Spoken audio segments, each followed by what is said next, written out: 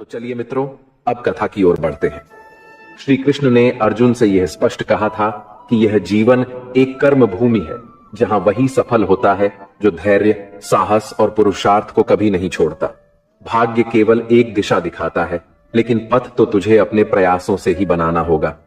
जब पांडव अज्ञातवास में गए तो उन्होंने रोकर भाग्य को दोष नहीं दिया, बल्कि अपने कर्म पर अडिग रहे।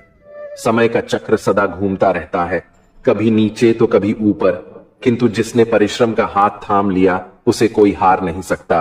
हे मानव, यदि आज तू हार गया है तो इसका अर्थ यह नहीं कि तेरा भाग्य बुरा है। इसका सीधा अर्थ है कि तुझे ईश्वर ने दोबारा खड़ा होने का अवसर दिया है। जब भगवान किसी से कुछ छीनते हैं तो केवल इसलिए कि उसे कुछ और महान देने का संकल्प रखते हैं, लेकिन तू अपनी अधीरता में छोटी छोटी हानियों से टूट जाता है और फिर भाग्य को दोषी ठहराने बैठ जाता है। मित्रों, भगवान श्री कृष्ण कहते हैं कि भाग्य भी उन्हीं का सहारा बनता है जो हर परिस्थिति में प्रभु का स्मरण करते हुए कर्म करते रहते हैं। दुखी वही होता है जो अपने कर्म का बोझ भाग्य पर डाल देता है। जिसने जीवन को ईश्वर की लीला समझ लिया वह कभी भाग्य का दास नहीं बनता। जब तू जन्मा था तब तेरे बारे में किसी ने नहीं सोचा था कि यह बोल पाएगा या चल पाएगा, किंतु तूने बोलना भी सीखा और चलना भी। तो फिर आज कौन कहता है कि तेरा भाग्य खराब है? जो शिशु बिना किसी साधन के धरती पर आया, वह यदि बढ़ सकता है तो जीवन में कुछ भी कर सकता है। असली बाधा तेरी सोच है। तू हर बार यही कहता है, मेरा भाग्य खराब है, और यहीं से तेरी हार शुरू होती है। कृष्ण कहते हैं कि जैसा मनुष्य सोचता है वैसा ही बनता है।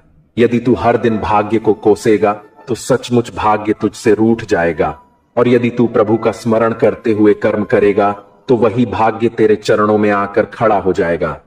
गीता में भगवान ने कहा, जो हुआ अच्छा हुआ, जो हो रहा है अच्छा हो रहा है, और जो होगा वह भी अच्छा ही होगा।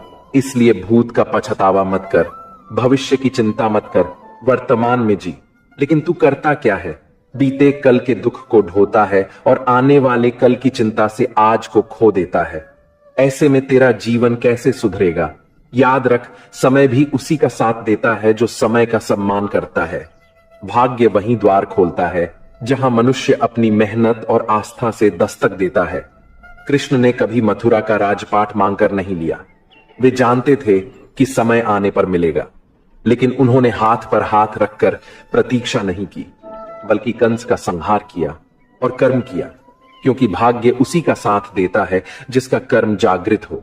तेरा भाग्य भी सोया नहीं है, वह केवल तेरे कर्म के जागने की प्रतीक्षा कर रहा है। इसीलिए उठ, अपनी हार को स्वीकार कर और फिर से प्रयास कर। देख, हर बार जहां तू गिरा है वहीं से उठने का अवसर है। हर रात के बाद भोर आती है और हर अंधेरे के बाद प्रकाश। फिर तू क्यों घबराता है, क्यों रोता है? क्या ईश्वर ने तुझे दुर्बल बनाया है? नहीं, तू उसी का अंश है जिसने गोवर्धन उठाया और गीता का उपदेश दिया। फिर तेरे भाग्य को कौन खराब कर सकता है? अपने कर्म को सुधार, अपनी सोच बदल और देख, वही भाग्य जिसे तू कोस रहा था तेरे लिए शक्ति बन जाएगा। कृष्ण ने कभी किसी को भाग्य को कोसने की शिक्षा नहीं दी, बल्कि सदा यही कहा, उठो, धनुष उठाओ और कर्म करो, क्योंकि तेरे जीवन का रथ तभी आगे बढ़ेगा जब तू अपने कर्म के घोड़े दौड़ाएगा। मनुष्य का स्वभाव है कि वह हर परिस्थिति पर नियंत्रण रखना चाहता है। वह चाहता है कि उसका परिवार उसके अनुसार चले, उसका धन सुरक्षित रहे, उसका मान और प्रतिष्ठा कभी कम न हो।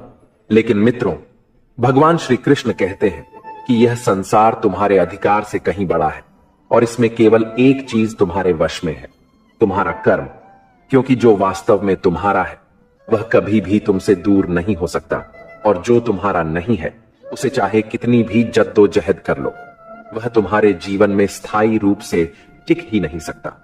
यही कारण है कि महाभारत में भी जब अर्जुन मोहग्रस्त होकर युद्ध भूमि में खड़ा था तो श्री कृष्ण ने उसे केवल यही उपदेश दिया कि अपने कर्तव्य को निभाओ, क्योंकि जो तेरा है वह तुझ तक अवश्य पहुंचेगा, और जो तेरा नहीं है उसे पाने का मोह केवल तुझे दुख ही देगा। यही सिद्धांत हर युग में सत्य है। जब मनुष्य इसे समझ लेता है तो उसका भय मिट जाता है, क्योंकि डर हमेशा उसी चीज का होता है जिसके खोने का भ्रम हमें होता है।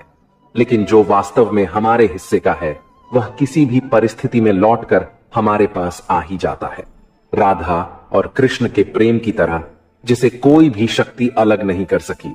भले ही उनका सांसारिक मिलन न हो पाया हो, लेकिन आज भी उनका नाम एक साथ लिया जाता है। इससे यह स्पष्ट है कि आत्मा से जुड़ी हुई सच्चाई कभी टूट नहीं सकती। इसी प्रकार जीवन में यदि धन चला जाए, संबंध बिखर जाएं या मान सम्मान छिन जाए, तब भी यह सोच रखना कि जो तुम्हारा है वह कभी तुमसे दूर नहीं जाएगा, और यदि गया भी तो वह तुम्हारे हिस्से का था ही नहीं। यही दृष्टिकोण इंसान को धैर्यवान बनाता है, यही उसे आंतरिक शक्ति देता है और यही उसकी आत्मा को स्थिर करता है। द्रौपदी का उदाहरण इसका सबसे बड़ा प्रमाण है कि जब उसने संसार के हर सहारे को छोड़कर केवल कृष्ण की शरण ली तो उसका सम्मान अटल रहा। इससे हमें यही शिक्षा मिलती है कि जब हम भगवान पर अपना विश्वास टिकाते हैं तो कोई भी शक्ति हमारे वास्तविक अधिकार को छीन नहीं सकती। इसीलिए जीवन का सबसे गहरा रहस्य यह है कि मोह छोड़ो, कर्म करो और उस परम सत्ता पर भरोसा रखो जिसने इस सृष्टि की रचना की है, क्योंकि अंततः मनुष्य किसी भी परिस्थिति में अपने सच्चे हिस्से से वंचित नहीं हो सकता। लोग सोचते हैं कि सुख और शांति बाहरी चीजों से मिलती है। कोई मानता है कि बड़ा घर उसे खुश कर देगा, कोई सोचता है कि शोहरत ही उसकी आत्मा की प्यास बुझाएगी, कोई विश्वास करता है कि रिश्तों का जाल ही उसे सुरक्षित रखेगा। और सच यह है कि इन सब का स्थायित्व उतना ही है जितना पानी की सतह पर बनी लहरों का, कभी उभरती हैं तो कभी विलीन हो जाती हैं। इसलिए जीवन की सबसे बड़ी भूल यही है कि इंसान उन चीजों को पकड़ने की कोशिश करता है जिन पर उसका अधिकार ही नहीं है, और जब वे हाथ से फिसलती हैं तो वह टूट जाता है। जबकि मित्रों, भगवान श्री कृष्ण कहते हैं कि मनुष्य को केवल अपने कर्तव्य का पालन करना चाहिए, क्योंकि फल पर अधिकार ईश्वर का है, और जो वास्तव में तुम्हारा है वह समय आने पर अवश्य तुम्हारे पास लौटेगा, चाहे परिस्थितियां कैसी भी हों। महाभारत की भूमि पर भी यही शिक्षा अर्जुन को मिली थी कि मोह और भय से ऊपर उठकर कर्म करना ही धर्म है, क्योंकि भाग्य का निर्णायक कोई मनुष्य नहीं बल्कि वह परम सत्ता है। यही कारण है कि जब जब जीवन में कुछ छूटता है तो हमें दुख इसलिए होता है क्योंकि हम उसे अपना मान बैठे थे, जबकि सच्चाई यह है कि जो खोता है वह कभी हमारा था ही नहीं, और जो हमारे लिए लिखा गया है वह किसी न किसी रूप में हमारे पास आ ही जाएगा।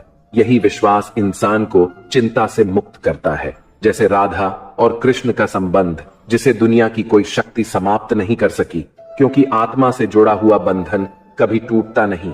इसी तरह द्रौपदी का सम्मान भी तब सुरक्षित रहा जब उसने सारे सहारे छोड़कर भगवान की शरण ली, और वहीं से यह सिद्ध हुआ कि जब इंसान पूरी तरह प्रभु पर विश्वास कर देता है तो कोई भी शक्ति उसका वास्तविक अधिकार नहीं छीन सकती।